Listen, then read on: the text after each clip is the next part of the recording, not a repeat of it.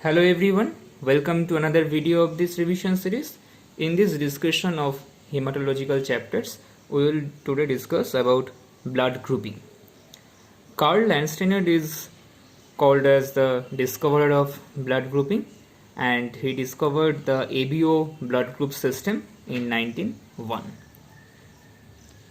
And there is a Landsteiners Law which states that a person with one blood group antigen will not have the corresponding antibody. Like if a person has A antigen on its RBC, the plasma will not have anti-A antibody. But if his blood does not have an antigen, his plasma will have its corresponding antibody. Like in the O blood group, there is no antigen present over the RBC, so the plasma of that individual contains both anti-A and anti-B antibody, and thus the ABO system is constituted. It has 6 blood groups: A1, A2, A1B, A2B, B and O blood group. And the main exception of this Landsteiner's law is the RH blood grouping, where if the antigen is present, there will not be present antibody in the plasma, but the reverse is not true. That is, when the antigen is not present on the RBC, antibody is also absent in the plasma. And this is the basis of RH incompatibility. We will discuss this later. And the RH, the term is derived from rhesus monkey, because the antigen responsible for this blood grouping was first discovered in the blood of this rhesus monkey. And it talks about 6 antigens: small c, small d, small e, and capital C, capital D, and capital E. Among them, the D antigen is mostly responsible for the RH positivity. So often this anti-RH antibody is also called anti-D, or RH antigen is also called D antigen. And the RH incompatibility occurs when the father is RH positive and mother is RH negative.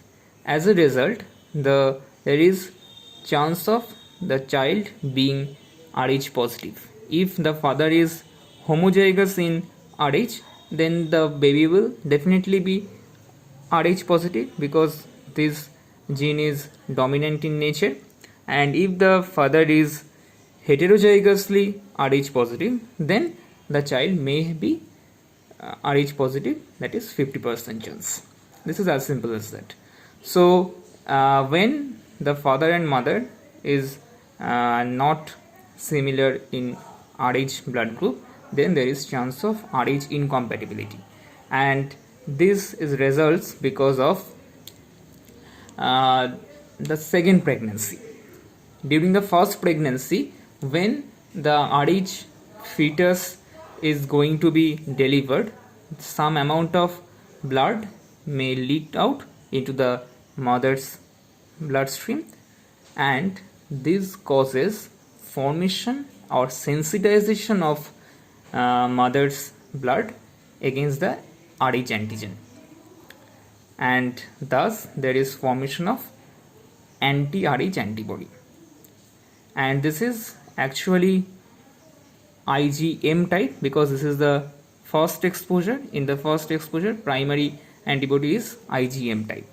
But when the mother or women is get pregnant second time, and then also the baby is RH positive, then it will result into erythroblastosis fetalis, because now whenever there is some amount of blood will leak in the mother's body, then there will be severe antibody production, which is IgG type, and this IgG type of antibody can pass through placental barrier and results in agglutination of the fetal blood, causing severe degree of anemia called as erythroblastosis fetalis. The erythroblastosis term is coined due to the presence of nucleated RBC as a compensatory mechanism in the fetus blood.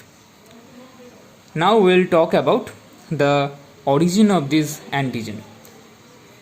There is a precursor oligosaccharide which is converted into H substance with the help of H transferase encoded by H gene, and this H substance may converted into A antigen with the help of A transferase or B antigen with the help of B transferase depending upon the presence of allele. A allele is responsible for A transferase and B allele is responsible for B transferase. Like this, if A antigen is present on the RBC, it's A blood group, and if B antigen is present on the RBC, it's B blood group. And if both these antigen are present due to presence of AB allele, that is called coallele, then both A and B antigen will be present over the RBC, resulting into AB blood group. If this H gene is mutated or deleted, then H transferase will not be formed and it will result into formation of no antigen, and thereby the plasma will contain both type of antibody. Even if this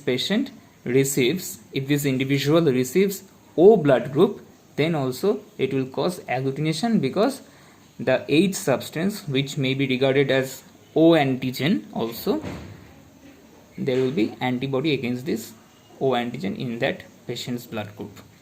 And this type of blood group, which is rare, called Bombay blood group.